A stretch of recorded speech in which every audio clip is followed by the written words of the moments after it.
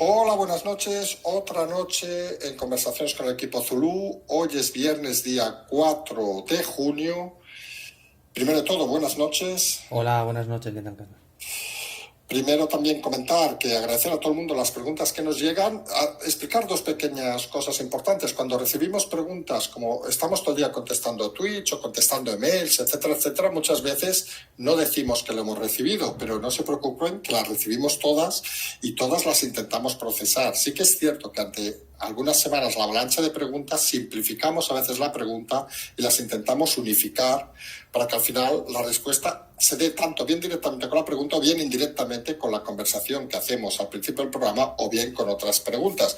Pero todas las preguntas llegan y sí que es cierto que no estamos a veces muy atentos a decir recibido, etcétera, etcétera. Nos perdonan en ese momento. Pues si les parece empezamos como siempre. Haremos primero una parte de conversación y luego entraremos en el tema de las preguntas, que hoy son un poco menos que la semana pasada, pero son, como siempre, muy interesantes. Empezamos, si les parece, apuntando a De Guindos. Como hemos comentado esta mañana, parece que hay gente que quiere buscar ese modelo como Italia, ese modelo donde Draghi, presidente del Banco Central Europeo, ha acabado de presidente, un presidente tecnócrata, y parece que apuestan por la persona de Guindos, actualmente vicepresidente del Banco Central Europeo. ¿Qué Sí, sabemos? ¿Qué podemos decir de esto? bueno, es un perfil que podemos comparar muy fácilmente con Draghi, primero porque es un tipo que venía de Goldman Sachs, es decir, conoce el sector aunque sea a nivel bancario, fue ministro de Economía con Mariano Rajoy, bueno, un poco el que propició, se le podrá criticar o no, pero la salida a la tremenda crisis de Lehman Brothers.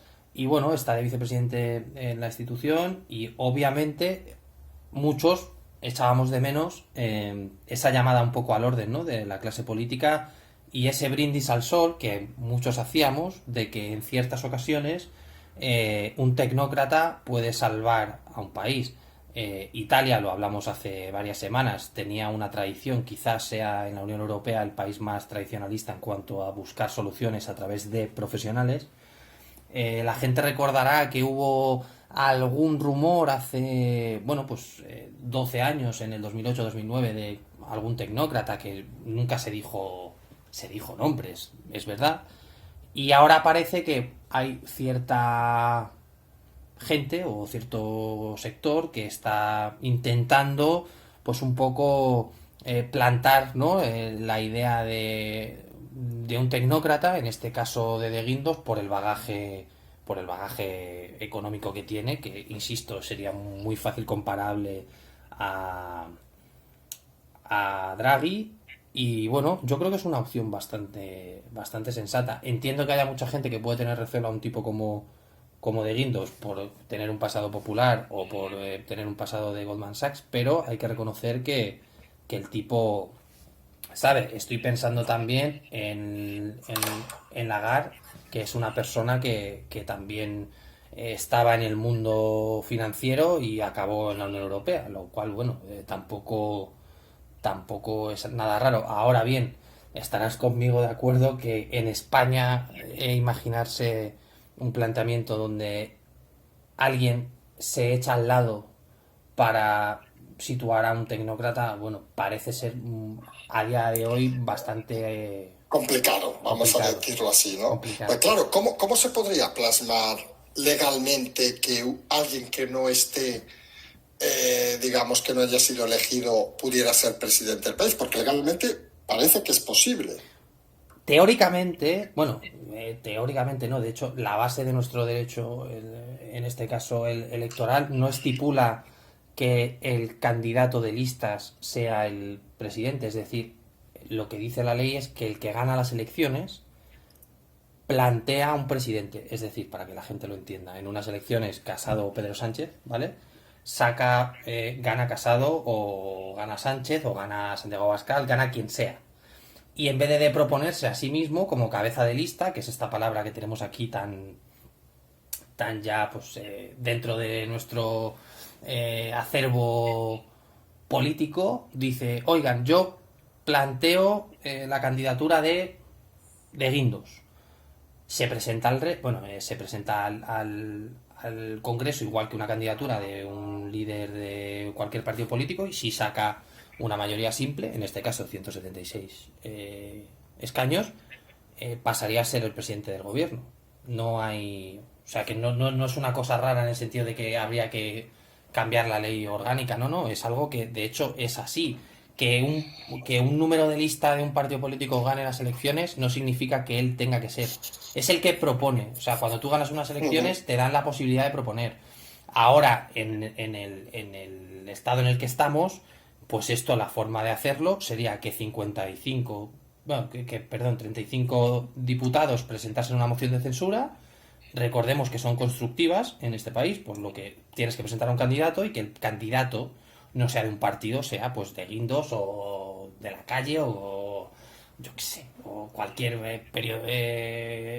banquero ejecutivo que pueda tener, o yo qué sé, como si quieres plantear a la isla. Sí, o isla o militar. O sea, que te quiero decir que tú puedes plantear, y si luego saca los votos necesarios, presidente del gobierno. Entonces, bueno, yo creo que es una cosa que deberíamos plantearnos porque sería muy interesante tener a tecnócratas en el gobierno. Sí, porque al final también la otra duda sería de que recordemos, Draghi viene de Goldman Sachs, de Guindos viene de Lehman Brothers, las empresas que prácticamente llevaron a la crisis, sobre todo la de Lehman Brothers, de donde estaba de Guindos, la empresa que llevó a la crisis del 2009. Realmente, es decir, que eso también puede traer esa vinculación de ambos presidentes, del modelo italiano, modelo español, vinculados, digamos, a los bancos de inversión, por llamar de alguna manera. Sí, bueno, en este caso los dos pasaron por Goldman Sachs. Hay mucha gente a nivel europeo, incluso en el Fondo Monetario Internacional o en el Banco Mundial, que la gente ya ni la recordará. Había dos bancos de inversión que se llamaban Freddie Mac y Freddie Mac, que eran como pues un poco el enemigo de Goldman, y pasaron a ser gente en el Departamento del Tesoro de Estados Unidos y demás. Claro, al final quien conoce el sistema, hay que reconocer que independientemente de que nos llevaron en el 2008 a una crisis económica brutal, porque bueno, al final había un componente que era muy poroso en la sociedad, como eran las hipotecas subprime, que te engañaban a la hora de financiarte y demás. Al final tenemos que ser conscientes. La gente que conoce el sistema seguramente sepa o entienda mejor cómo salir del problema. Tú oyes a De la Calle o a Rayo y demás, y es gente que conoce el sistema y se ve que más o menos tienen ideas que tienen algo de sentido.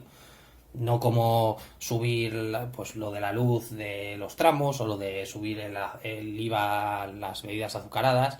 Al final lo que hay que tomar son medidas coyunturales, y obviamente alguien que esté dentro de ese mundo pues estará más capacitado. Que ojo. Porque realmente, perdona, pues realmente, a ver, ya sabemos que aquí no hacemos futurología, pero estamos hablando de una opción real, de una opción hipotética, de una opción a largo plazo, de una opción, no diremos inmediata, porque obviamente no será la cuestión. O estamos hablando de algo que se maneja en ciertos ambientes conscientes de que no va a salir adelante, algo que preocupa a Moncloa, algo que no preocupa. Bueno, un poco por enlazar con lo que iba a decir, es una cosa que se plantea porque en el gobierno realmente hay una tecnócrata.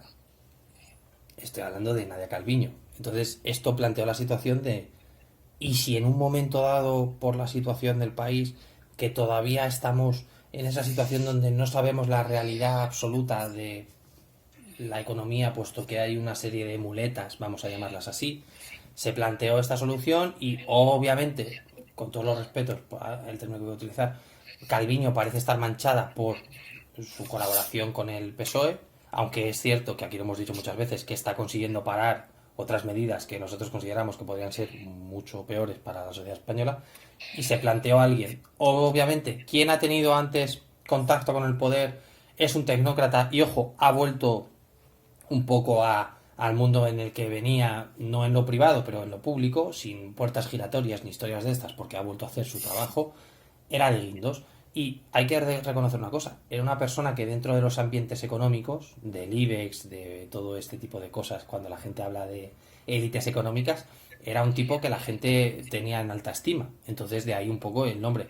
Y seguramente en las próximas semanas escuchemos más el nombre, más teorías. Y bueno, yo creo que simplemente el hecho de que se abra el debate, de que puede ser presidente o que podemos necesitar un presidente que no sea político, creo que es un acierto. Ujú. No, eso lo compartimos totalmente, porque ahora entramos en esta crisis de gobierno que desveló hace un par de días el Español, a la que sumamos noticias como hoy. Una de estas, ¿sabes? Estas cosas de última hora que te ponemos aquí en medio del programa, que el PNV amenaza a Sánchez con retirarle el apoyo si inicias una guerra judicial por las restricciones. Y el PNV, recordemos, fue clave para el gobierno. Entonces, en el tema este de la crisis, que hablar de nombres ya hemos dicho que es muy complicado, porque puede levantarse con un pie mañana el presidente y decidir que sea Marlaska, que siga, que no siga, por decir uno de los que parece estar en las listas. Pero sí que parece que la crisis se iniciaría por lo que se está hablando, uno, luego de los indultos, y dos, luego de que el plan de vacunación llegue a un elevado número de españoles. Sí, esto se explica fácil. Aquí utilizamos un término que es el de la ventana de oportunidad, ¿no? Y digamos, primero que hay partidos como el PNV, por hacer una matización muy rápida, que siempre la encuentran de una manera muy muy fácil, y aquí lo hemos dicho, como partido político seguramente sea el más capacitado para conseguir algún tipo de rédito político en cualquier situación, especialmente en las crisis. Sobre la crisis de gobierno, la pauta de vacunación, si puede influir, o los indultos, aquí lo mencionamos la semana pasada. El punto de inflexión, no es el linchpin en todo este asunto, fue la marcha de Pablo Iglesias. Porque se te cae el muro, se te cae el escudo y ahora los golpes los recibes tú.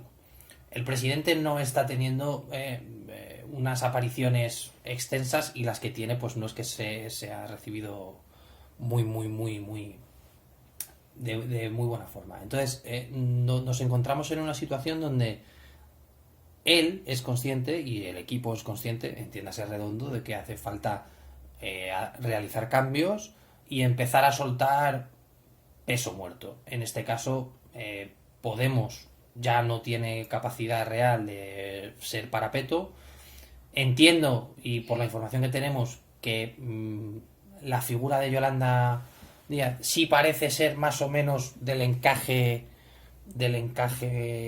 que podría soportar una marcha del resto de ministros de Podemos, que todos estaremos de acuerdo que sobran porque ni están, ni se les espera, ni hacen nada. Ahí al final, cuando tú sacas muchos temas como los 450 millones de presupuesto del Ministerio de Igualdad y demás, eso es algo que a la larga te acaba afectando, y aquí lo hemos explicado alguna vez. El estar en el gobierno para los dos es malo. ¿Con esto quiero decir que Podemos también puede tener cierto interés en que haya una crisis de gobierno? Obviamente.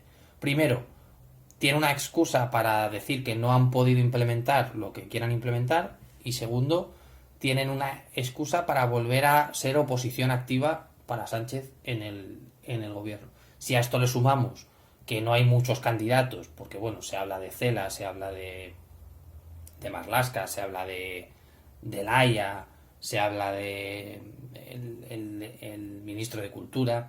Claro, al final es un poco una lotería, ¿no? Como tú dices, que tampoco puedes tener ninguna idea, porque oyes mucho ruido y tampoco puedes preguntar, porque si preguntas ya saben quién te lo ha contado o quién te lo ha dicho y demás. Eh, y aquí, yo últimamente por alguna razón estoy recordando mucho a Rivera aquello de cuanto, cuanto peor mejor, ¿no? Al final, una crisis de gobierno puede servir a los dos. O a uno para decirme los he quitado del medio, vuelvo a ser el PSOE, y a otro para decir nos han quitado del medio, vuelven a ser el enemigo, volver a confiar en mí. Si a esto le sumamos que el PNV está haciendo lo que sabe hacer mejor el PNV, pues nos podemos encontrar que en una situación donde parecía haber calma, puedes encontrarte con unas elecciones.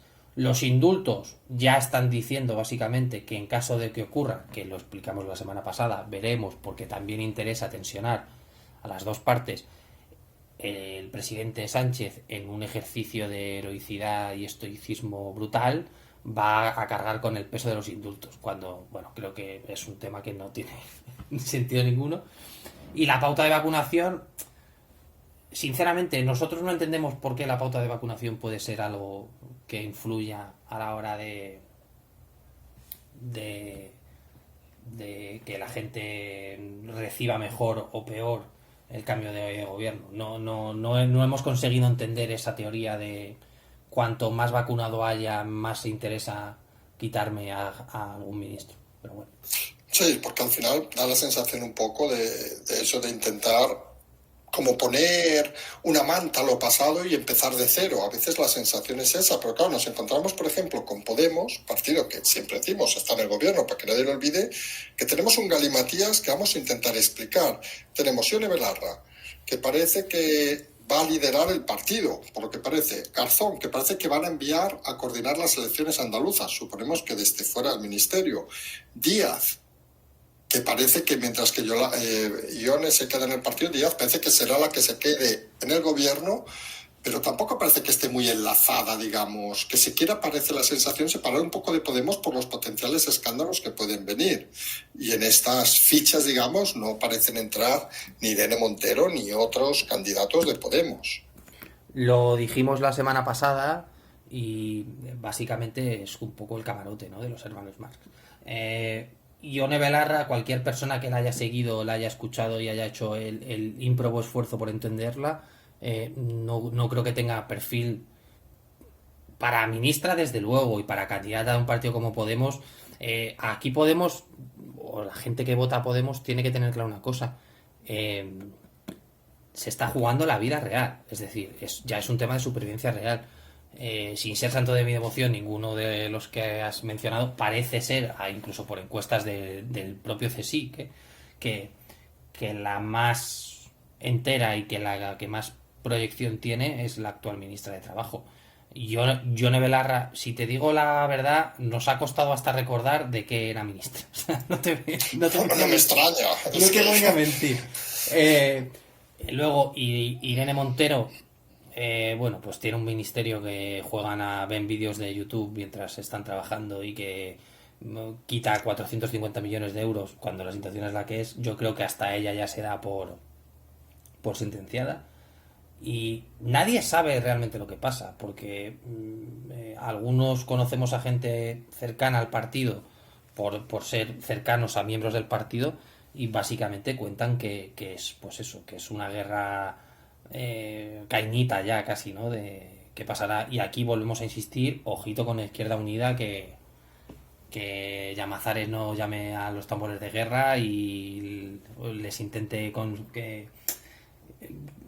que cambien el voto hacia el partido este que montó con Garzón. Pero Izquierda Unida también es un partido, todo depende de Izquierda Unida. Si Izquierda Unida, ojo, Garzón no, Izquierda Unida, que hay muchas voces que están diciendo que Garzón tiene que estar fuera, muchas voces muy serias, además. Si Izquierda Unida se va, Podemos desaparece, independientemente que esté Ione Belarra o Díaz o quien esté. Pues claro, las historias de Pablo Iglesias hoy ha vuelto a aparecer, que lo quieren convertir en el Évole Rouras. Hubo rumores hace unos días de que se insinuó Monedero que podría volver. Lo cierto es que lleva, no te vamos a preguntar si sabemos dónde está, pero que lleva desde hoy hace un mes, del día 4, por ejemplo, sin tuitear, sin aparecer en público, fuera de aquella ya famosa foto del peluquero. Bueno, a ver, yo creo que la gente lo puede entender así. Lo comparábamos esta tarde con el tema de Rivera, ¿no? Que Rivera desapareció, igual, apareció dando aquella rueda de prensa en el bufete para anunciar que bueno, que entraba como presidente, aunque creo que al principio dijo que entraba como consultor o como miembro del board o lo que fuese. A ver, la gente tiene que entender que cuando te vas, ¿no? Y tienes que cerrar la puerta al salir, cosa que yo creo que ha hecho. Creo que tenía, y la gente tiene que entender que independientemente de que podamos pensar lo que pensamos, es una persona que ha sido ministro, le han metido palos por todos lados, entiendo que necesitaba un descanso. Sobre dónde está, nos hemos encontrado con el problema de que nos dicen muchas cosas, mucha gente cercana, y tenemos miedo a que utilicen la del canario, de que digamos un sitio y sepan localizar a la fuente.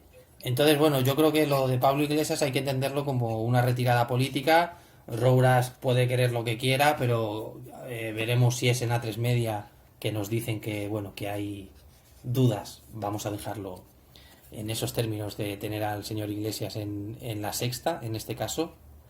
Y bueno, al final es una persona que se ha vuelto privada porque él no entendía, creo que la gente tiene que pensar una cosa.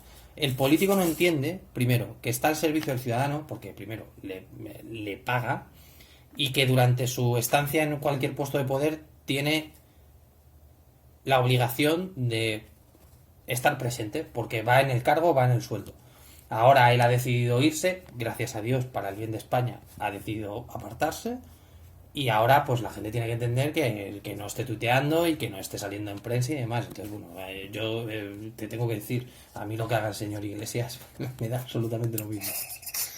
Vale, vamos si te parece a otro tema, que es un tema que había preguntas, las hemos suprimido y hemos unificado en una respuesta que hacemos en esta conversación, que es sobre la polémica de esta famosa, podríamos decir, la ley 7/2021, un poco sobre el tema de protección de datos, etcétera, etcétera, que ha generado mucha polémica en redes estos días y que nos gustaría que explicaras para que la gente entendiera un poco de lo que estamos hablando.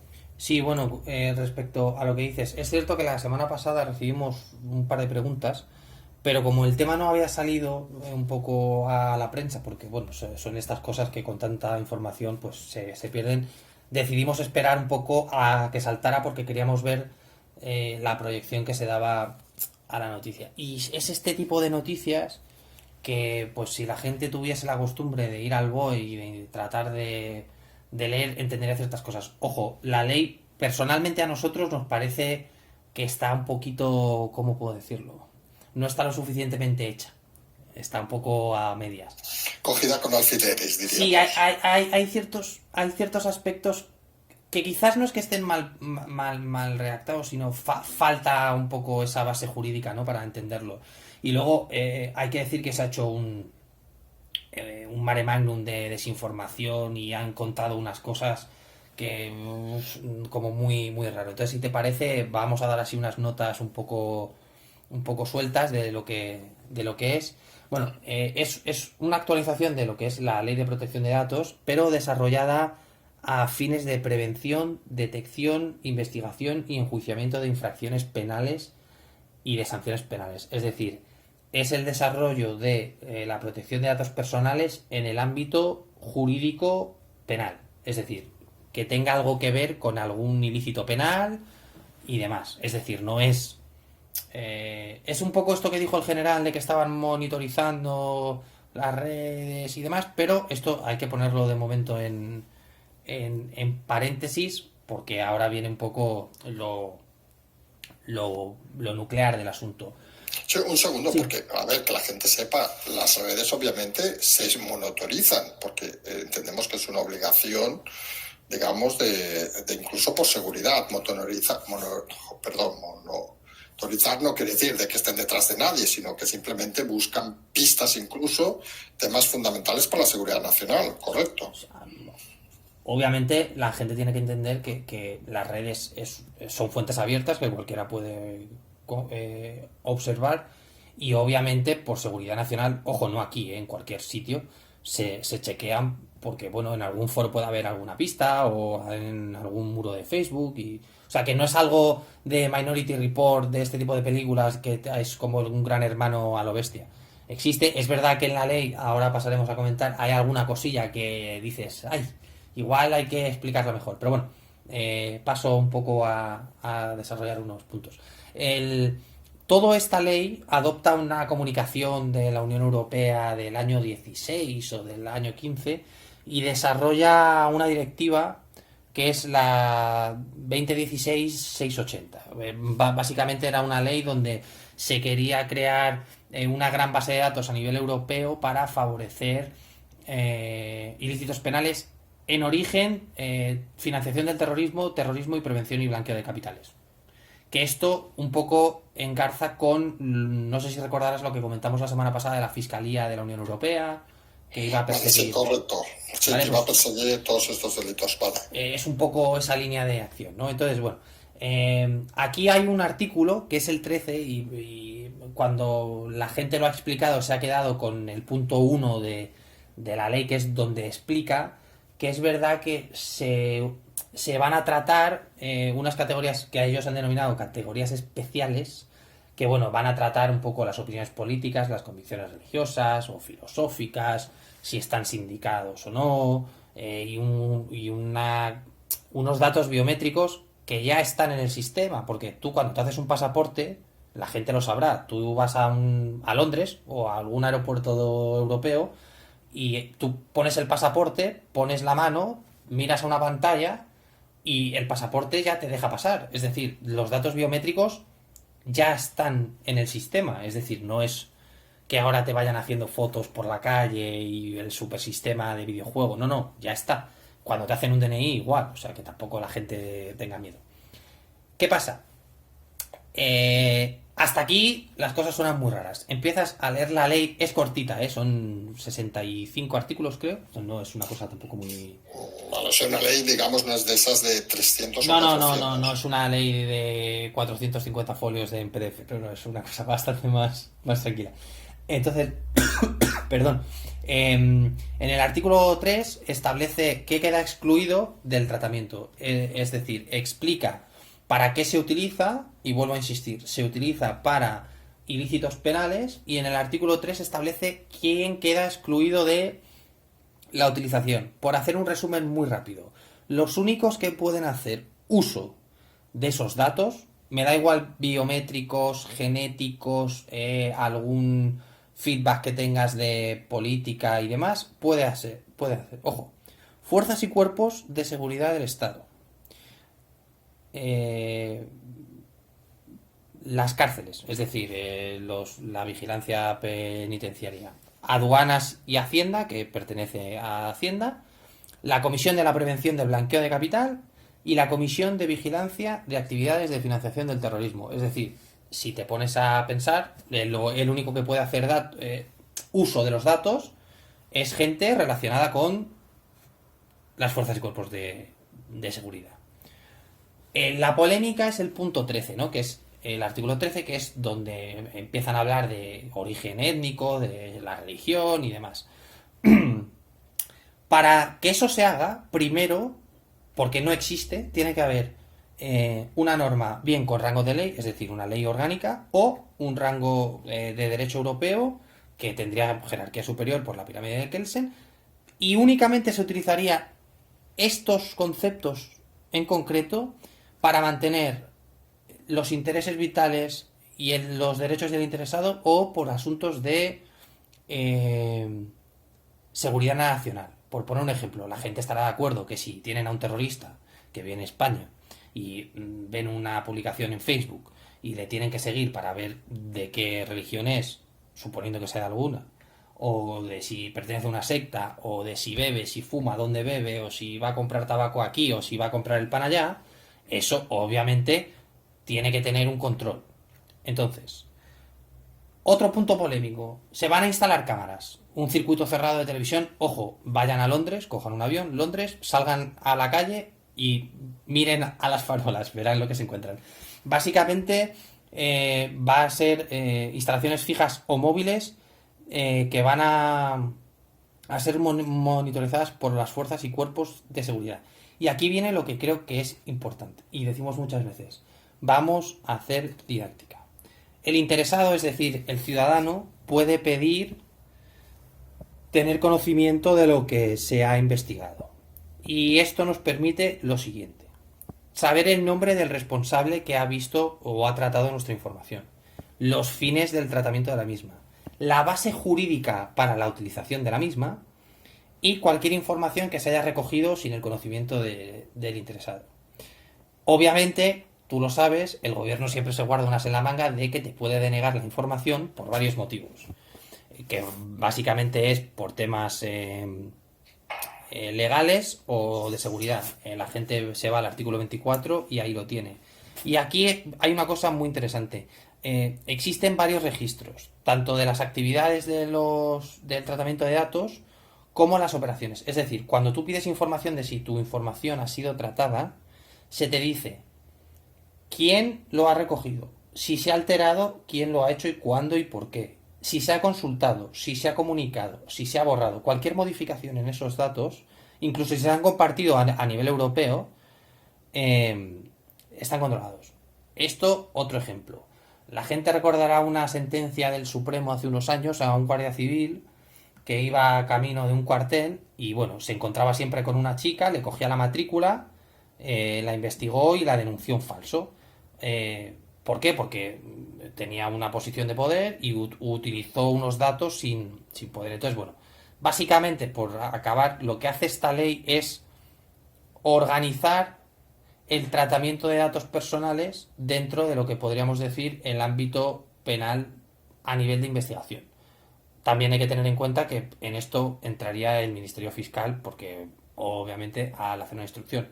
Pero es verdad que incluso si tú consigues una sentencia y quieres ver si se ha utilizado este tipo de información para ti, tú puedes consultarlo y ver quién lo ha tratado, por qué lo ha tratado, es decir, que hay una base legal.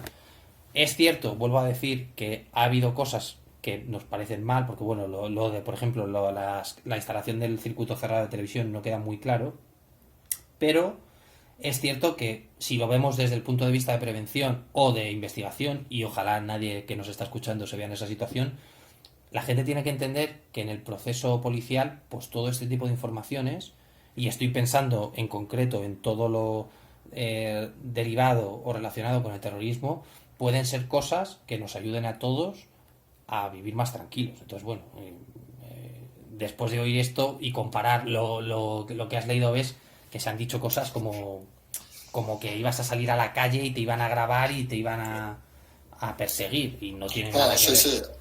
Por eso es bueno a veces hacer esta didáctica que decimos, donde explicamos, intentamos explicar las cosas para que la gente, vamos, también es fácil que cada uno se coja el BOE y lo mire, pero todos estamos más acostumbrados a que nos expliquen las cosas en muchas ocasiones. Incluso la gente tiene que entender que para hacer ese cribado de información hay que justificarlo. Es decir, tú no puedes ir y decirle, oiga, quiero este tipo porque sí.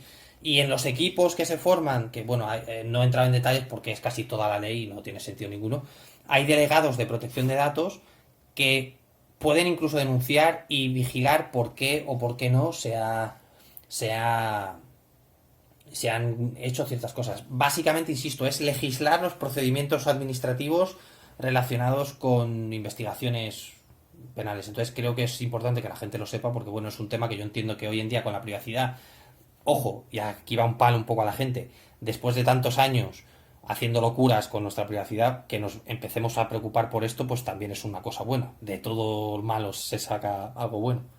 Correcto. Si te parece, vamos a introducir un pequeño tema, porque eso que nos van pasando cosas mientras hacemos el programa, nos pasan un tuit del amigo Pablo Casado de las 5 de la tarde, hace unas cuantas horas, y comentamos así ligeramente cómo está el PP ahora. El tuit lo resumo. Una crisis de gobierno no soluciona este caos porque el problema es Sánchez.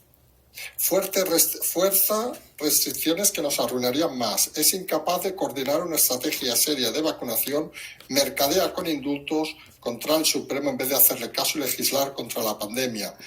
¿Está cada vez más débil, Casado? ¿Está cada vez más débil? Es muy buena pregunta porque consideramos que cada vez está siendo más consciente. Es decir, está más consciente porque sabe que lo que tiene detrás viene fuerte, pero también sabe que lo que viene detrás le da esa base y le da ese altavoz para decir esto. A mí lo que me gustaría es, y hablo en nombre de todos los miembros del equipo, que lo dijera donde lo tiene que decir, que lo diga en el Congreso y que haga una oposición decente en el Congreso y no en Twitter. En Twitter puedes poner lo que quieras, pero realmente la sede de la soberanía nacional es la que es, entonces yo invito al señor Casado a que haga su trabajo donde tiene que hacerlo. Dime. Porque seamos claros, cuando se habla de lo que hemos hablado al principio de un hipotético tecnócrata, obviamente sería para suprimir a Casado. Parece que no estamos diciendo ninguna novedad. E incluso que esos hipotéticos 35 diputados que presentaran un candidato podrían ser del PP. Podrían ser del PP, sin duda, o del PSOE, o de Vox, o de cualquier partido. Obviamente, yo creo que si ahora entra un tecnócrata, sería para de facto echar a Sánchez y a Casado. Casado es verdad que ha tenido la ayuda inestimable de la victoria abrumadora de Casado en la Comunidad de Madrid, Sí, pero de Ayuso, perdón. perdón, de Ayuso, gracias, y se ha visto que el perfil de Casado es quizás mediocre en cuanto a la gestión de un partido.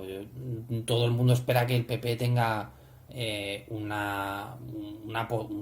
poder, ¿no? Una capacidad de criticar que no tiene. Y tampoco termina de quedar muy claro el discurso de ni de Casado, ni de Teodoro, ni de nadie así muy grande del PP. Yo creo que está en modo también, igual que Casado hablábamos de modo supervivencia, Casado está intentando hacer pequeños cambios, pequeños gestos, pero yo creo que incluso se le ve. Si tú le ves la cara y le ves un poco el rictus, dices, "Uf, está siendo consciente de que no llega, ¿no? Sí, Como sí, que la es incapaz. sensación es que se quiso sumar al vuelo de Ayuso, no se cogió al ala, por llamar de alguna manera, cuando bajó el tema de las elecciones de Madrid, ha vuelto a ese perfil bajo y da la sensación de que no llega, que incluso podría, viendo las últimas encuestas, podría ganar las elecciones, pero eso quiere decir lo mal que debe estar Sánchez, más que lo bien que lo hace Casado, que es lo que algunos parece no acaban de digerir. Realmente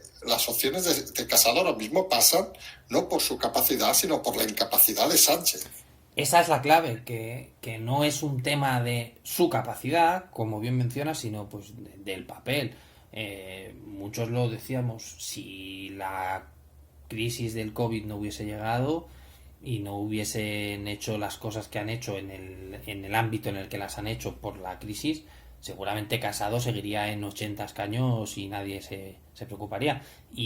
Ojo, Ayuso le ha dado un balón de oxígeno igual que le dio Feijóo o igual que le da en Madrid a Almeida. Entonces yo creo que él es consciente de que todo lo que está viviendo es tiempo regalado, ¿no? Un poco por hacer esa...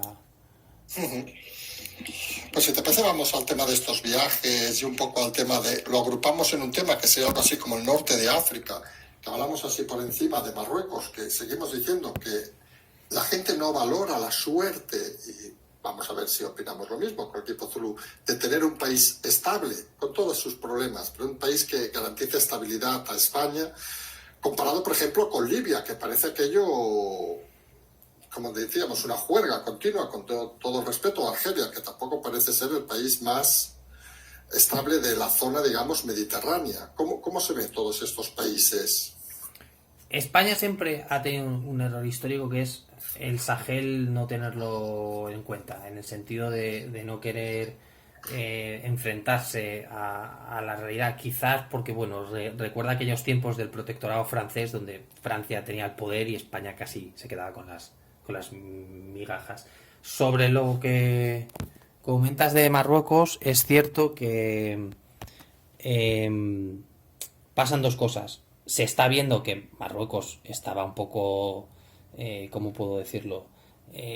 Lanzando sí, un órdago, ¿no? Porque al final le han puesto la posibilidad de sacar algo, lo dijimos la semana pasada y la anterior, gracias al altavoz de España. Todo empezó por Trump en el sentido de que le dotó del poder supuestamente por ser un país aliado de que el Sáhara Occidental era un territorio marroquí, pero a modo de ejemplo, en el momento en que Marruecos compara Cataluña con el Sáhara Occidental, ya cualquier arabista o cualquier persona que esté un poco atenta diría algo pasa. Hay una misión de Naciones Unidas en Sáhara Occidental para conseguir al menos una votación, es decir, no es lo mismo, porque el Sáhara Occidental se considera colonia y Cataluña nunca se ha considerado colonia. Entonces, Marruecos al final lo que ha querido ha sido presionar a España, utilizar su altavoz y exigir. ¿Que se va a solucionar? Sí. ¿Que van a dar guerra? Sí. ¿Que van a intentar sacar dinero y demás? Obviamente. ¿Que van a estar quejándose de Argelia y de Argel y del Haya y del presidente Sánchez? Sí. Pero están haciendo el papel que tienen que hacer y tú lo has dicho, la importancia de Marruecos no nos damos cuenta. Es decir, es un país que España y Europa y el mundo lo necesita, independientemente de lo que la gente piense de los súbditos del reino alauita, de lo que quieran, hace falta y Hubo el otro día otro conato en Castillejos de asalto a la frontera, que bueno, al final se quedó más en un intento. Luego leía esta mañana que Marruecos está actuando en Soria para capitalizar, bueno, una serie de cosas un poco surrealistas. Es cierto, por ejemplo, que tú sabes que hay mucha comunidad musulmana musulmana marroquí en, en Barcelona, bueno, en Cataluña, Cataluña, sí, sí. y bueno, estaban un poco lanzando mensajes a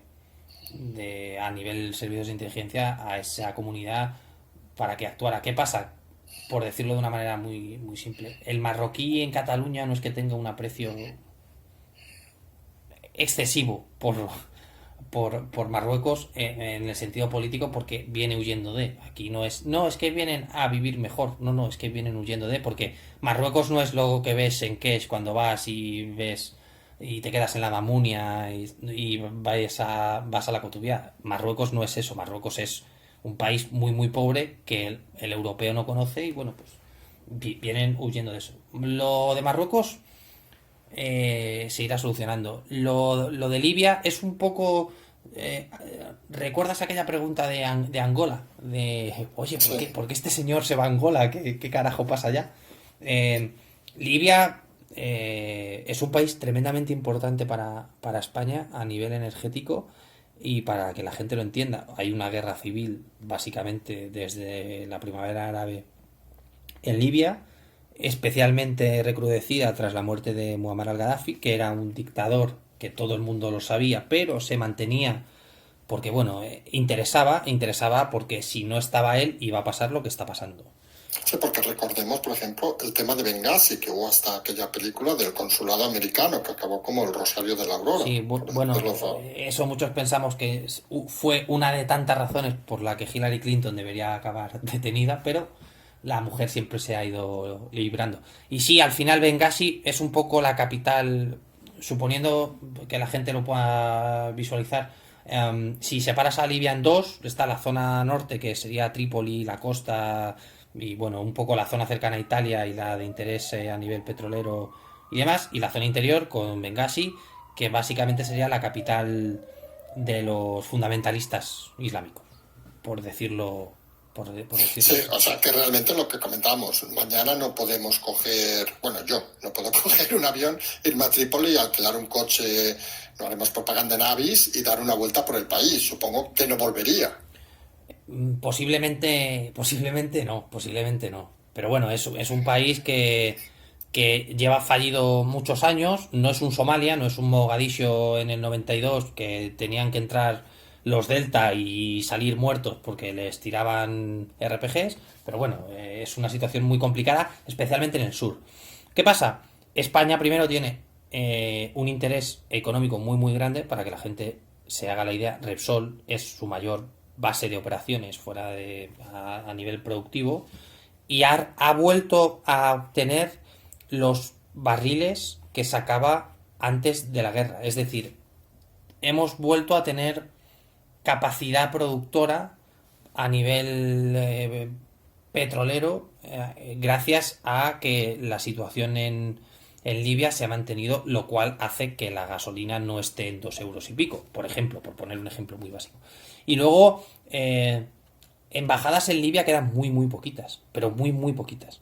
Y está la de Italia, que por razones obvias, por cercanía, pues está, y está la de España, que es la segunda a nivel europeo y que va a hacer funciones diplomáticas por el resto de países. Lo cual, pues, hombre, creo que la gente estará de acuerdo con nosotros, que le da cierto empaque dentro de la Unión Europea, que en esta ocasión creo que nos viene muy, muy bien a todos.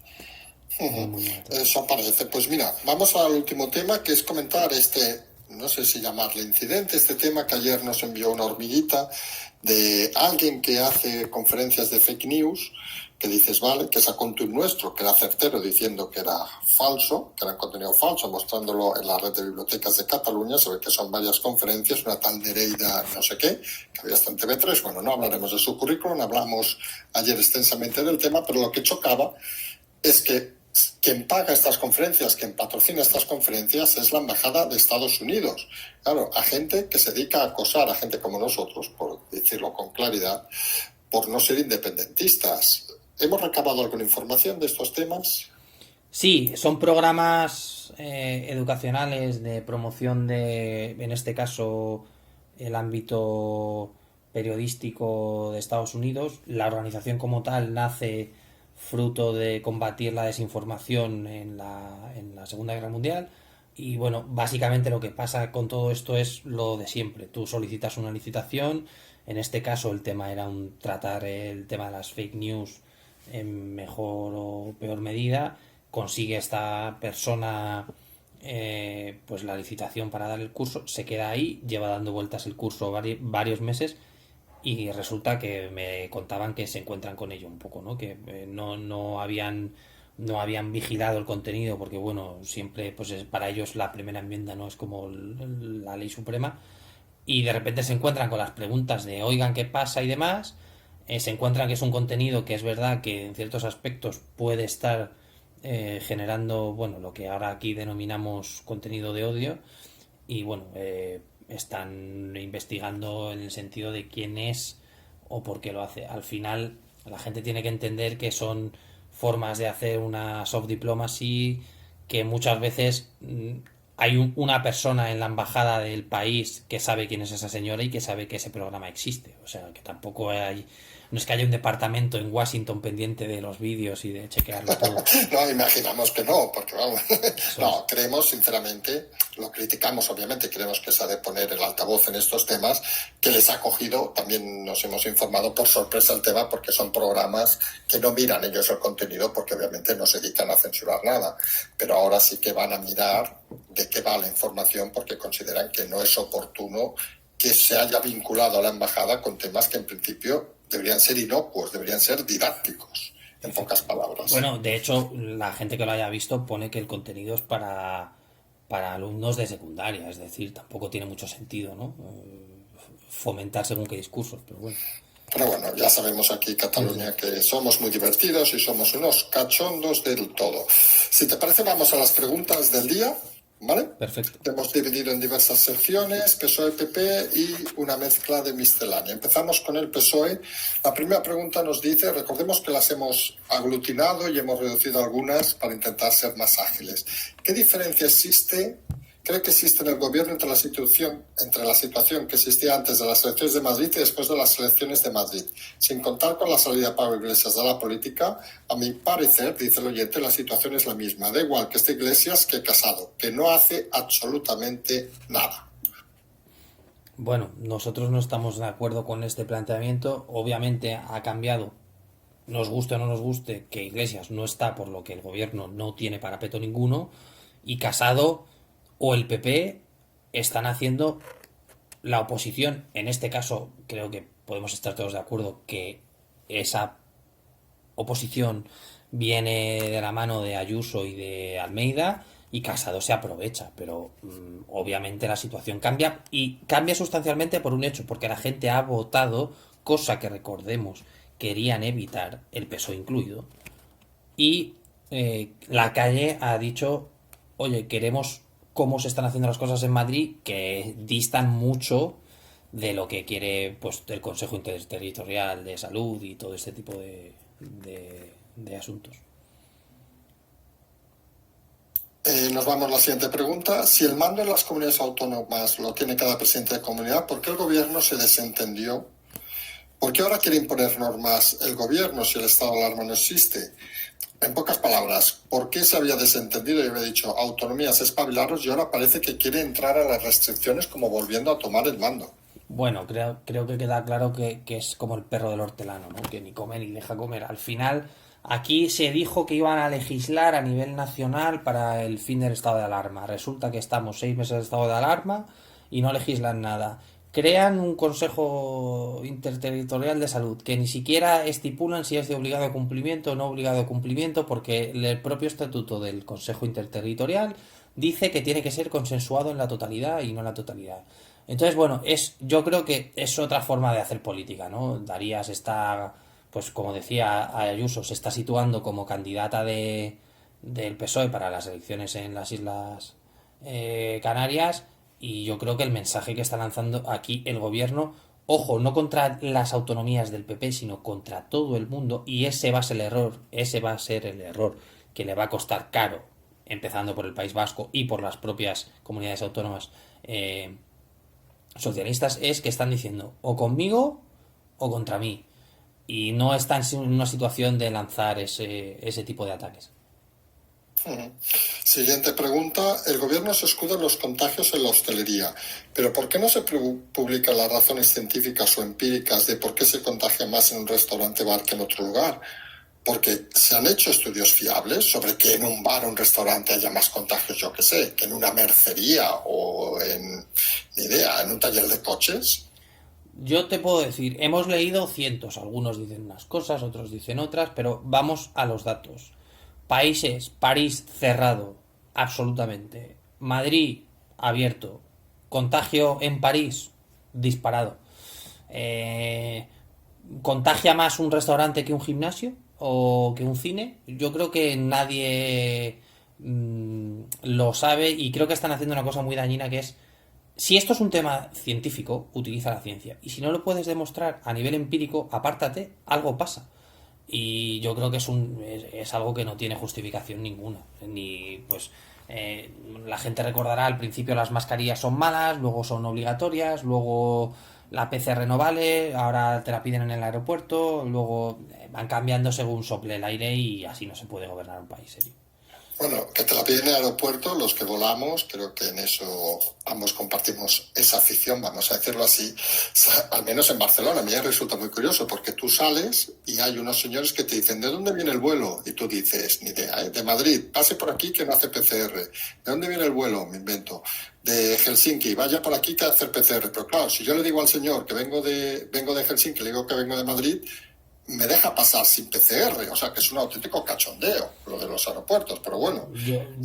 Yo te puedo decir que incluso te preguntan, ¿tienes PCR? Sí. ¿Tienes el papel por ahí? Sí, pasa. Vale, gracias. Oye, es un control tremendo. O sea, si me... Vale, yo no he llegado a ese nivel. Yo te digo, o sea, te obligan a gastarte 100 euros en una PCR y luego llegas... No pasa, gracias. Oye, chicos... Porque yo tampoco nunca he entendido que... Imagínate que llegas y no tienes PCR, ¿que te meten en un avión de vuelta o te detienen o qué hacen? Porque yo nunca he visto en Barcelona, yo he pasado varias veces, a nadie apartado, es decir... Te ponen una multa.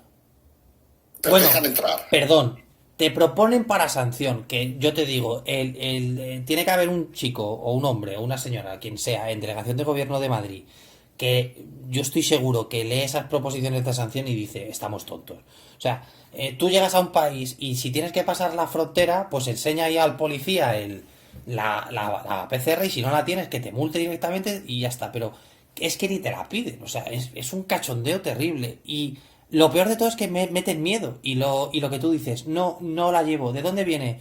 De Australia. De vuelta. ¿Qué te van a hacer? Es que es una tontería. Pero te dejan entrar, entiendo, entonces. Sí, claro. Te sancionan, te proponen para sanción y te dicen, anda, pasa y vete a tu casa, chaval. Es que, o sea, son unas cosas que cualquier persona con un poco de sentido común te lo diría. Y ojo, tampoco ponen facilidades porque hay en algunos aeropuertos que tú llegas sin PCR y dices, no la tengo, y tienen en la parte de llegadas una zona habilitada donde te hacen una PCR y ya está. Sí, un control de antígenos, eso lo hemos visto en algún aeropuerto. Incluso ya no antígenos, PCR, y te vas a tu casa y si das positivo te mandan la multa, y si no, ya está. Pero lo que no puede ser es que no te miras ni la fecha. O sea, es que es una cosa de locos. Porque esto en otros países, no sé, ahora lo desconozco, digo, por ejemplo, en Estados Unidos te obligan a tener PCR para entrar, ¿o no? Sí, pero el tema es que son países serios. Por eso, pero si vas sin PCR no creo que te digan, te propongo una multa, porque que me claro, pero es que Barcelona. Tú tienes que tener en cuenta que un país no puede rechazar a un nacional.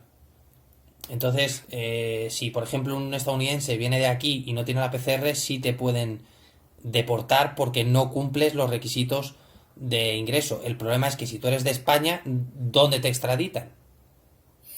¿Sabes? Vale.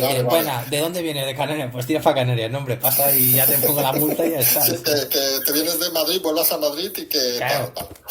Un desastre. Siguiente pregunta. ¿Se encuentra el gobierno navegando, en una expresión que usamos mucho, en aguas tranquilas ante la falta de oposición de Casado? Cuidado con las aguas tranquilas. Aunque Casado no haga oposición, que la hace, pero no de la forma correcta, ni con la suficiente potencia, el partido, nosotros consideramos que el partido, por los elementos que tiene, sí está haciendo oposición. Otra cosa es que sea la correcta o no, pero hay elementos que sí hacen oposición. Vale, nos vamos. Siguiente pregunta. A coalición del futuro Sánchez, que comentamos la semana pasada y que hemos ampliado estos días, sobre su campaña para un salto a un cargo fuera de España, nosotros apostamos por Naciones Unidas. Recordemos que en enero vence el plazo donde está Gutiérrez de secretario general. ¿Durará lo que queda de legislatura o está muy adelantada o se marchará antes de acabar legislatura? ¿Dejaría a Calvo o convocaría elecciones anticipadas? Es una hipótesis todo esto, obviamente. Voy a suponer que pasa, ¿vale? Porque si no es mucho suponer. Tú te puedes retirar, que de hecho a Rajoy le pedían que él se quitase de en medio, sin ir más lejos. Ni siquiera decía convoque elecciones, decían dimita. Que esto la gente lo recordará. Hombre, yo creo que para el PSOE lo peor que puede pasar es que dejen, por ejemplo, a Carmen Calvo a soportar el chaparrón, porque es una persona que no tiene ningún aplomo para ser. Y probablemente la forma de salvar al PSOE, incluso a nivel interno, sería convocar unas elecciones, desde luego. Porque una pregunta aparte aquí te hacemos entre pronto y pregunta. Imaginemos ese hipotético caso de que se postula para un cargo internacional. ¿Sería redondo con él? Es una amistad que ha llegado a ese extremo personal de ligar su futuro político. A ver, yo con todos los respetos a las Naciones Unidas, todo lo que se le pueda tener, que no creo que sea mucho, pero tú no vas a hacer carrera política en la ONU, tú te vas a retirar y Redondo, si algo estamos de acuerdo todos, es que le gusta estar en el ring, o por lo menos en la esquina. Si tú te vas a la ONU, te vas a jubilarte. Pues, con todos los respetos, al secretario general de la ONU y demás, pues te vas a jubilar. Opinamos lo mismo, opinamos que la ONU te vas a vivir a un aticazo en Nueva York y poquito más. Entonces yo creo que Redondo, si se va, seguramente fuese con un cargo, con un carguito, pero de jefe de gabinete. Al final tú incluso le escuchas entrevistas y es que es un animal político en el sentido positivo y amplio de la palabra, de que le gusta estar en el barro. Y hombre, la ONU es una comida de 190 tíos tan tranquilos, es decir, que no creo que se fuese con él. Sí, se parece que la ONU, precisamente, ritmo político no hay. Ninguno. Debe ser lo más aburrido que sí. Bueno, vivir en Nueva York debe estar bien, pero el resto aburrido. Habría que preguntarle a Viviana o a la otra que están los muchas horas en el bar, mucha ventaja fiscal y te puedes saltar al metro y no te detienen. O sea, quitando eso, no es que tengan una vida... No queda más claro. Es más divertido seguramente ser embajador en Libia. Posiblemente, desde luego, de eso seguro. Aburrirte no creo que te aburras. Siguiente pregunta, nos saltamos una porque vuelvo a preguntar sobre el tema de si Sánchez, bueno, la preguntamos, ¿Sánchez está buscando una escapatoria? Esta ya no entra en si eso, no, sino si estaría buscando una escapatoria ante todo el follón de Marruecos, los indultos, los compromisos. ¿Sería posible que Sánchez dejara la presidencia en medio de la legislatura buscando a alguien que se comiera el marrón? Ya no hablamos del salto a un organismo internacional, sino como una decisión personal, como ha hecho Iglesias, en pocas palabras. Con el ego que gasta, con todos los respetos, que se me permita la expresión, no creo que dijese me aparto y le dejo el problema a otro. Sí, pero por un tema de ego simplemente. Entonces ya hemos comentado de que la personalidad de Pedro Sánchez es, con todo el respeto, es un ególatra y parece que eso queda bastante confirmado. Nos siguiente pregunta. ¿Hay posibilidades, es lo mismo, insiste, que dimita, convoque elecciones? No, aquí nos plantean una pregunta concreta. ¿Hay posibilidades de que dimita, convoque elecciones este año? ¿Hay algún movimiento dentro del PSOE para lograrlo? ¿Cambio de ministros a la vista? Cambios de ministros a la vista, lo hemos mencionado. Parece ser que hay algún candidato, pero la limpia no creo que fuese especialmente grande, quitando los miembros de Unidas Podemos, quizás salvo Yolanda Díez. Pedro Duque parecería que sí tiene papeletas para salir. Dentro del PSOE están amordazados. Entonces no puede haber ninguna voz contraria porque incluso habla García Paje o Felipe González y demás gente y les dicen que no, que tú no sabes de lo que hablas. Entonces no creo que haya nadie en el PSOE capaz de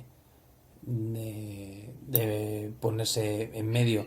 Y convocar elecciones depende mucho de cómo pase el verano y del ruido que haya. Si ellos creen en su fuero interno que hay alguna posibilidad de revalidar por 4 años más sin Podemos, posiblemente estaríamos hablando de que sí, pero a día de hoy estarás de acuerdo conmigo que hacer cualquier tipo de cábala es absolutamente imposible.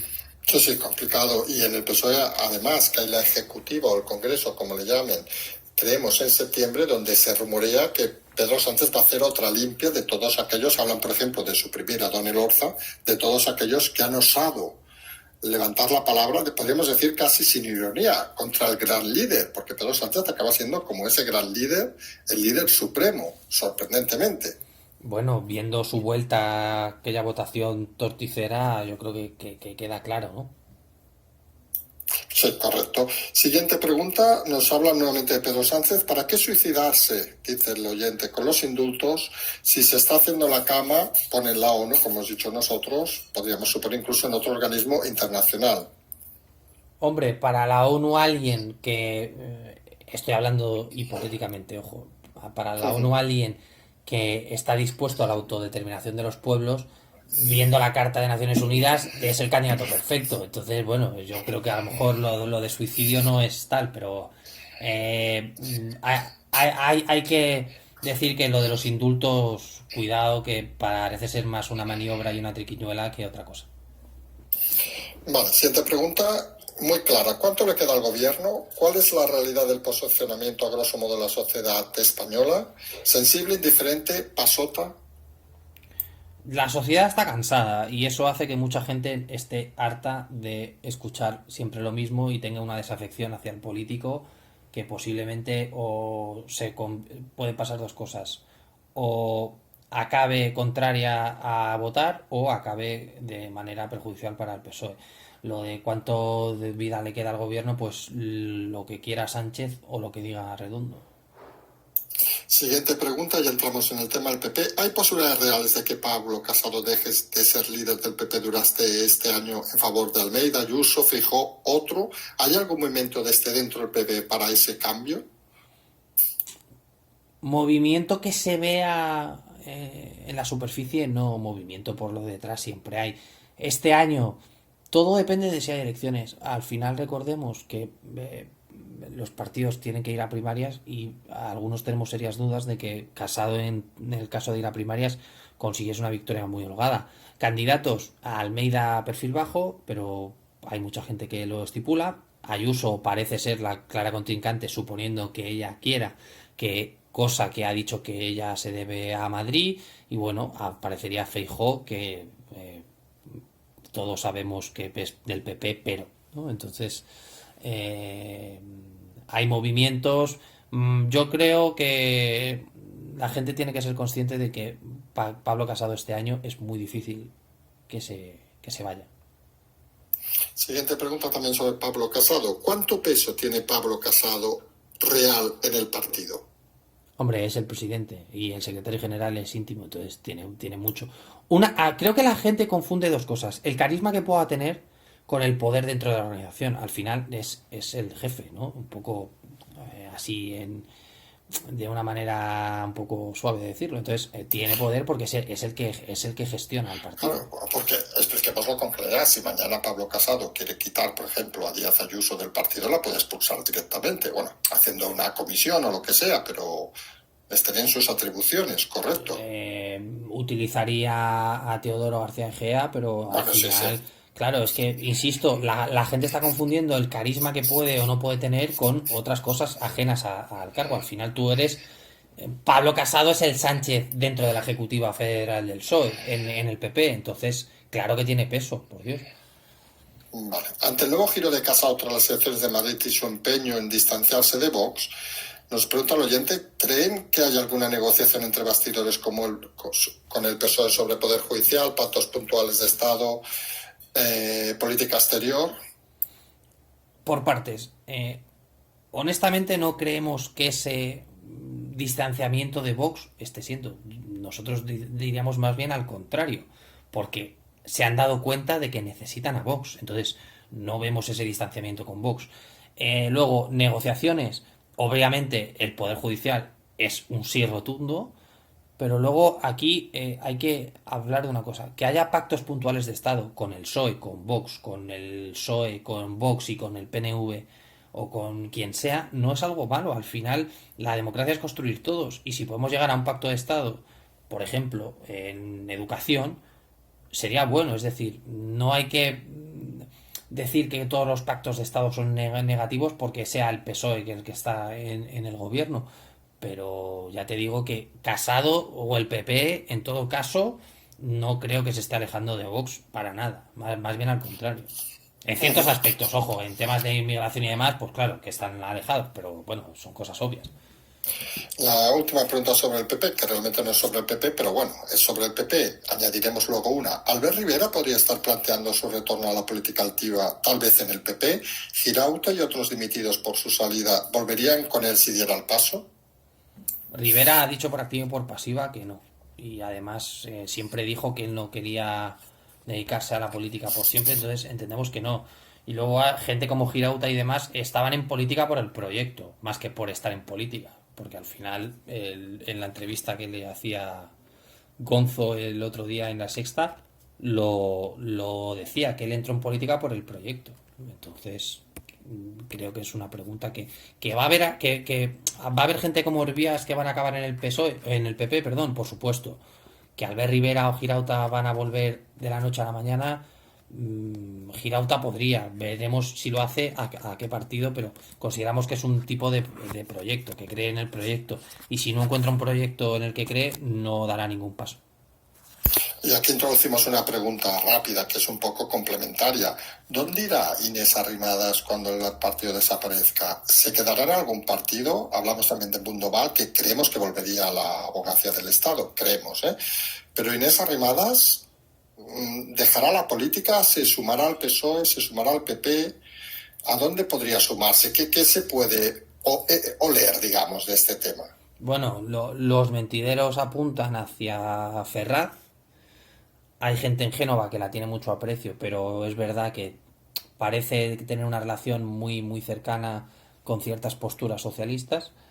Y bueno, pues aquí lo dijimos, como buena consultora no te tienes que fiar y a lo mejor se vuelve a la consultoría, cualquiera sabe, pero en los mentideros se dice que posiblemente se acercaría a Ferraz, si bien es cierto que en Ciudadanos dan por hecho que dimitiría de todos sus cargos para intentar un poco emular a Albert Rivera. Porque al final hay que entender una cosa, Rivera ha salido indemne de todo esto. Sí, eso es cierto. Es un éxito, cuidado. Entonces, sí, que eso aparte no había pasado nunca en España, con lo cual en un momento dado, en unos años, podría hasta volver.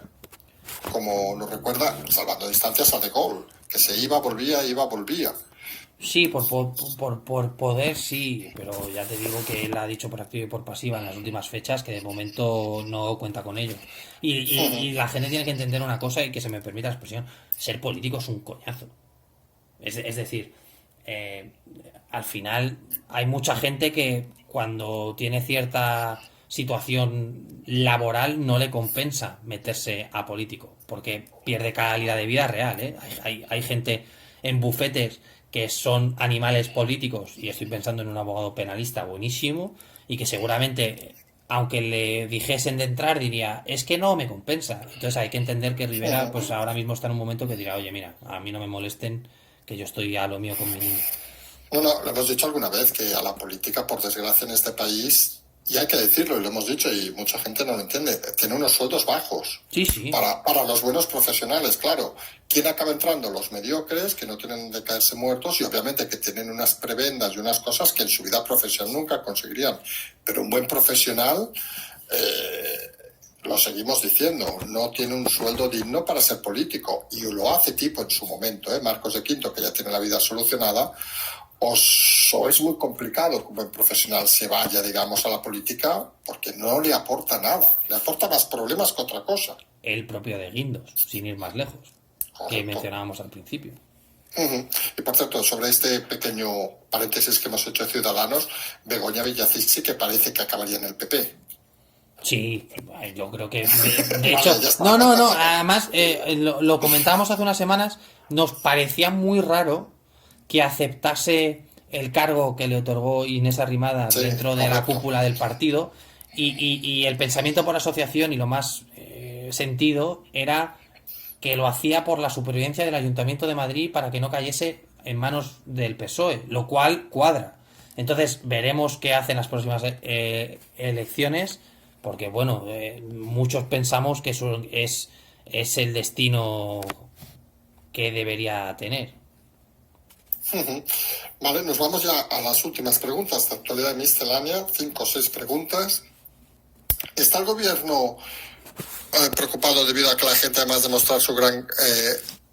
¿Está el gobierno? ¿No está preocupado? No, sí, el gobierno está preocupado por el gran cabreo de la gente por la subida de la luz y así debido a esto han podido ponerse nerviosos y meter la pata con las declaraciones, ¿saben? Aquello de que planchen a no sé qué hora, metan la lavadora, que saben que si meten la lavadora a la madrugada pueden cometer una infracción, que les puede caer una multa. Y de Rivera, de la ministra Rivera, vicepresidenta, ¿son conscientes de lo que han levantado? ¿O son políticos Calvo y la vicepresidenta Rivera que no son conscientes de la realidad de la calle? A ver, yo creo que no se puede esperar otra cosa de la señora Calvo que no sea meter la pata, porque es lo único, realmente es lo único que sabe hacer. Además, en un tono condescendiente bastante malo para un político. Rivera ha hecho un esfuerzo ímprobo porque la gente entienda el asunto de la luz, que es una aberración, es una tontería. Estamos pagando más en precio valle de lo que se pagaba en el pico anteriormente. Nos intentan vender que es por ahorrar y no quieren meter la tijera donde tienen que meterla. Yo creo que es otra prueba más constatable de que es gente que vive en mundos a lo mejor por su propia trayectoria profesional, que llevan sin poner una lavadora 20 años, que puede ser, ojo, que no pasa nada. Pero hombre, yo creo que la tomadura de pelo y sobre todo el tomar al ciudadano como una persona que se le puede manipular de una manera tan soez, yo creo que no están preocupados porque están en un... están más preocupados los podemitas que los miembros del PSOE porque, bueno, ellos consideran que están haciendo un bien, ojo, y te lo explican así, no, el asunto de la luz es por el bien del ciudadano. Yo sigo sin verlo, bueno, ni yo ni nadie. Porque una pregunta ahora que has dicho, que si se sabe, se sabe, si no se sabe, no se sabe. Y es muy tonta la pregunta, pero yo creo que es interesante. Todos entendemos, bueno, yo entiendo, que Sánchez no pone una lavadora en su casa, no por ser hombre o ser mujer, sino porque en la Moncloa hay un servicio que se dedica a eso. Podemos pensar que lo tenga o no, pero un ministro tiene servicio a cargo del Estado en casa, o llega Nadia Calviño, o llega Marlaska, o llega quien sea a casa y pone la lavadora. No sé si entendemos el concepto, es decir, entendemos que hay escoltas y todo eso, pero aporta parte, digo ministros porque entiendo un secretario de Estado, no, pero tienen un servicio del gobierno, digamos, que pagamos todos para esas cosas. Por ejemplo, Calvo pone una lavadora a la noche, Calvo su marido, nos da igual. Hombre, si vives en una casa del Estado, se entiende que hay ciertos trabajadores que entran dentro de la casa por la manutención. Luego es verdad que cada uno pues se puede adaptar o no, pero la realidad es que no todos los ministros viven en residencias oficiales. Entonces, bueno, claro, es una pregunta pues un poco así muy abierta. Yo te diría, sí, es una pregunta marcada, yo te diría que el que vive en su casa pone la lavadora o tiene a alguien de servicio, que es completamente aceptable. Y entiendo también que si alguien vive, porque por circunstancias del cargo, estoy pensando en la ministra de Defensa, vive en el ministerio, pues hombre, que haya un cierto servicio, más que nada de patrimonio por manutención de la propiedad, simplemente. Sí, porque saca el detalle, recordamos todos, de ver a Merkel comprando en el supermercado, imaginamos que Sánchez no va al supermercado nunca. No creo. No. No No, no, creo. no digo con mala fe, digo... No, o sea, luego es Con lo cual verdad. yo me imagino que Merkel llega y hace la cena en casa. Es que no lo sé, a lo mejor estoy diciendo una Es tontería y que tampoco. es comparar países completamente distintos porque es verdad que aquí los presidentes siempre han estado muy aislados de la sociedad civil por el tema de ETA y todo ese tipo de cosas, aunque ahora vayan de la manita con ellos, pero bueno. Pero en Moncloa sí hay servicio y se sabe porque es público Ese y ha sido un notorio. comentario irónico, ¿eh? El que has hecho. No, que va, por Dios. Para No nada, para digamos nada, nada. nada. Bueno, siguiente pregunta, no nos vayamos a complicar con lavadoras, que se hace tarde y a lo mejor hay alguno que tiene que poner la lavadora todavía a estas horas. ¿Qué requisitos se piden para ser representante de la ONU u otro cargo similar? Nos pregunta un oyente. La ONU y requisitos, salvo para contratas, no van en la misma frase nunca, así que no hay problema. Vale, ha quedado claro. Siguiente pregunta, que ya creo que hemos contestado, bueno, que no hemos contestado porque no se puede contestar. ¿Dónde ha estado Pablo Iglesias el último mes? ¿Se sabe el equipo Zulu de su futuro fuera de la política? Bueno, ya hemos dicho que no vamos a decir porque no nos fiamos al 100% de la información porque hay mucho ruido y cuando hay mucho ruido lo mejor es guardar silencio. Y puedo decir del otro que es verdad que hay gente en A3 Media que no quiere y se está planteando la creación de un canal televisivo online, un canal televisivo en alguna plataforma de TDT para tener un espacio que pueda presentar algún tipo de programa. Pero bueno, la televisión es bastante complicada, entonces del dicho al hecho veremos. Siguiente pregunta, estamos entrando en las últimas. ¿Podemos quiere llevar al Congreso la legalización de Vox? ¿Es factible? ¿No deberían antes ilegalizar partidos que se empeñan en romper la Constitución y aquellos que pactan con los que quieren romperla? Bueno, efectivamente la segunda parte es lo que debería ser, que los partidos tuviesen arrestos para hacerlo. Rosa Díaz, uno de los últimos servicios que intentó hacer es ilegalizar Bildu y el PP, entre ellos, dijo que no.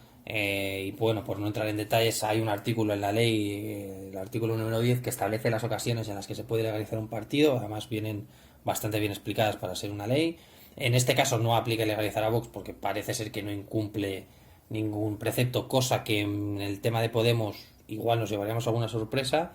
Y bueno, básicamente para que la gente entienda el proceso, solo se puede hacer bien, o sea, es decir, la eliminación del partido político, la ilegalización, por una ley orgánica que no existe, lo puede pedir el gobierno o el Ministerio Fiscal y se dirime en los tribunales y en el Congreso, en caso de que lo solicite el gobierno.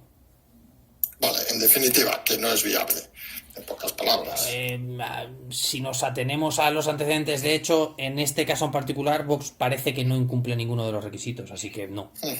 Vale, siguiente pregunta que es un poco extensa, pero creemos que es muy interesante. Las ayudas que se piden a la Unión Europea para reactivar el turismo, me refiero al malestar de la mesa de turismo que no han recibido ayudas directas porque el gobierno no las solicitó a Europa. Primera pregunta, ¿solo las puede solicitar el gobierno? ¿O por el contrario, podría la mesa de turismo solicitar estas ayudas sin pasar por el gobierno?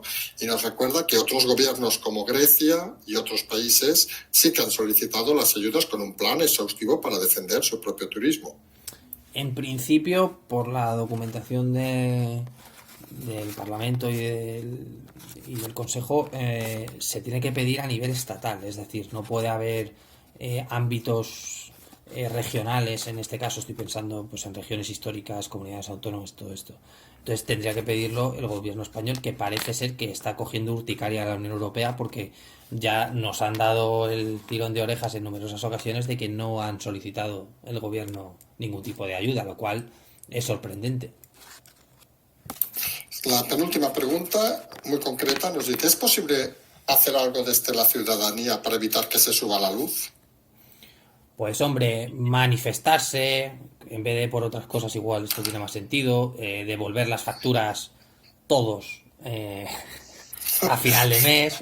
Eso es complicado, eso Bueno, es aquello que se decía siempre los autónomos y que claro, que luego te venía un recargo del 30% y decías, joder, dice, ya, pues maldita la pero gracia. a ver, yo lo digo porque se han dado casos en que pues a lo mejor muchos personas devuelven algo y puedes crear un problema de tesorería muy muy importante. Pero mira, el otro día lo hablábamos del tema de la manifestación esta del 13 y demás. Igual no hay que buscar una razón tan, que no quiero decir estúpida, tan nimia como un indulto o algo que se puede politizar tanto, porque es verdad que los indultos se pueden interpretar de una manera o de otra, pero que te suban la luz a ti, que me la suban a mí y que se la suban al vecino del tercero, es algo que todo el mundo va a estar dispuesto. Entonces, como no hay sindicatos y no hay nada, pues a lo mejor es una buena idea de salir como en aquellas manifestaciones que se hicieron en Islandia hace unos años y decir al político del gobierno y al empresario que el gobierno permite hacer lo que hace porque les permite tomar el precio más alto, que es el del gas, y decirles, oigan, no queremos esto, nos están tomando el pelo. Eh, a veces Pablo Iglesias decía cosas inteligentes y a lo mejor nacionalizar una empresa eléctrica es una de ellas. Sobre todo para situaciones como las que estamos viendo en este país, que insisto, son muy duras y pueden serlo mucho más. Entonces, bueno, sé que suena muy raro esto que voy a decir y hoy ya soy el progresista número uno de YouTube, pero hay El que equipo reconocer. Podemos sabemos que engrosará las listas de poder, perdón, el equipo Zulu que engrosará las listas de Podemos, supongo, en las próximas elecciones con estas declaraciones. Hombre, por supuesto. No, pero yo lo digo porque hay cosas que muchas veces cuando las dice una persona que no piensa como nosotros y que tiene un ideario político absolutamente contrario, no paramos a escuchar ni paramos a intentar entender el por qué dice. Y tú puedes ser tremendamente capitalista o anarcocapitalista o lo que quieras, pero oye, hay cosas que para ciertas personas, pues oye, podría ser una solución de que no tuviesen que poner una lavadora a las 12 de la noche, que sinceramente es que es surrealismo puro. No, Surrealismo no, sí, puro. sí. Yo creo que Dalí disfrutaría en este momento viviendo en la Muchísimo, sociedad española, estaría encantado. muchísimo. Y seguramente tendríamos personajes más serios en televisión que los que tenemos. La última pregunta del programa de hoy es, ¿sería posible aún, y si hubiese interés por los convocantes, que la manifestación prevista, recordemos, en junio contra los indultos, sea lo que muchos creen que va a ser, pero sin estar en el lema de la manifestación, es decir, contra la gestión de Sánchez y su gobierno? Yo me remito a lo que hemos dicho. No hay ninguna duda de que mucha gente va a aprovechar esa manifestación en contra de los indultos, que puede estar en contra de los indultos, nosotros lo estamos, y aprovechar y hacer una pancarta o hacer un cántico o hacer lo que la gente considere y decir, pues, abajo Iberdrola o yo qué sé, al final, estas manifestaciones, con lo tensionado que está el ambiente, la gente va a ir a quejarse del gobierno. O sea, la gente, creo que estarás de acuerdo conmigo, la gente no va a quejarse del indulto. Se va a No, no, convertir estamos de acuerdo se de va que a el convertir indulto, nada. nada, se va a convertir en una manifestación contra Es que me atrevería a decir que ni siquiera contra el gobierno, ojo. O sea, yo creo que es una manifestación anti-Sánchez total. De ahí que se haya unido Vox, Podemos, PP y demás, porque dicen, que se nos escapa la oportunidad de estar ahí. Y yo espero que sea un éxito, que lo será, pero si lo es, espero que lo sea porque la gente quiere quejarse de lo que se tiene que quejar. No de los indultos, que es un problema, que nos podemos quejar, pero joder, con la que está cayendo, pues oye, sal a la Sí, calle sí, y porque es curioso, y no sé si lo compartiréis, que al final se ha personalizado tanto la figura de Sánchez desde el gobierno que al final la gente se ha hecho más anti-Sánchez que anti-gobierno, lo que acabas de decir. O sea, hay más gente que desea ver salir a Sánchez, obviamente también desean ver salir a Garzón y Marlaska y tal. Se ha personalizado seguramente de una manera que pocas veces había pasado en este país. desde, Personalizar la figura del gobierno. desde luego, hay una cosa clara, la prensa siempre ha tratado de demonizar al presidente porque es la figura del presidente. Y trataba, pues a lo mejor en los tiempos de Mariano Rajoy, y según qué prensa iba hacia Soraya Sáenz de Santa María o en contra de Ignacio Bert o demás. Pero la gente solo decía, es que Rajoy, la tele, es que tal. Pero porque realmente no era un gobierno mastodóntico en torno a un personaje. Era un gobierno en una situación que era muy pequeñito, que eran los que eran y se daban todos de golpes porque se enfrentaban todos a la realidad.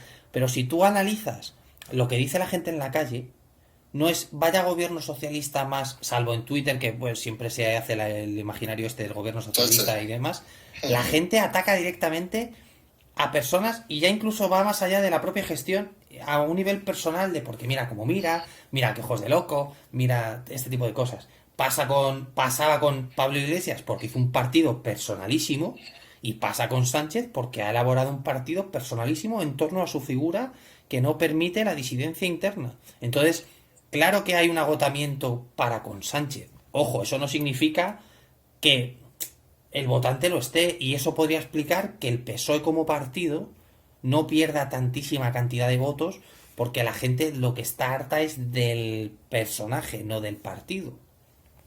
Sí, porque aquí nos abre dos escenarios y vamos acabando ya. El primero, que lo mismo que le pasa a Podemos, se va Pablo Iglesias, el partido empieza a temblar.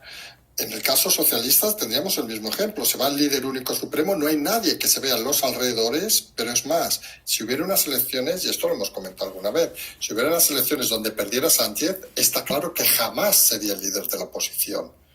Que los cuchillos largos en el PSOE se encargarían de que no volviera nunca más. Ya salió una vez del tablero porque no consiguió lo que quería, se enfadó y salió.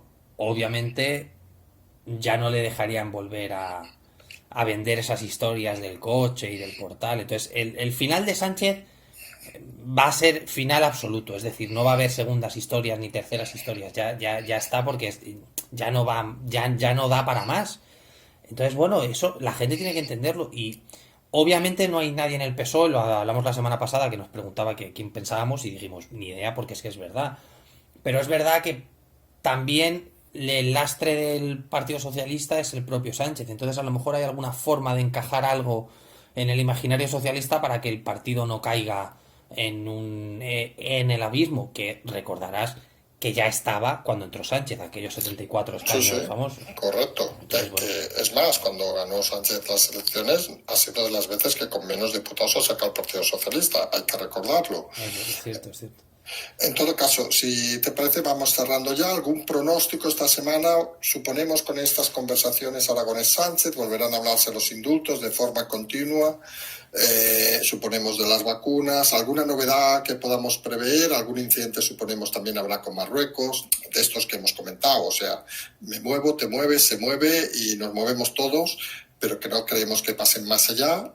¿Algo en el escenario previsto? Bueno, el G7 se reúne en Reino Unido en las próximas fechas, entonces bueno, eso siempre hay que tenerlo en cuenta. El tema de Marruecos, posiblemente pueda haber otro intento de saltar a la frontera que siempre hay que tener en cuenta y esperando a los indultos y bueno, si llega ese movimiento en el gobierno que puede ser inminente o puede demorarse en el tiempo. Yo creo que son tiempos de estar pegados al periódico y de mucha llamada de teléfono, como decíamos la semana pasada, que la gente no se entere, pero que pasen cosas por lo bajo y poco más. Pues si te parece, te despedimos por el programa. Primero de todo agradecer y buenas noches. Buenas noches. Y nosotros, como siempre decimos, nos emplazamos a mañana en el segundo café de la mañana. Agradecer nuevamente al equipo Zulu. Estaremos el viernes que viene nuevamente, ya les iremos pidiendo para las preguntas y esperemos que esta semana, seguramente, aunque parezca tranquila, seguramente creemos que va a tener más movimientos de fondo. Como siempre decimos, nos despedimos por hoy, como siempre, seguimos.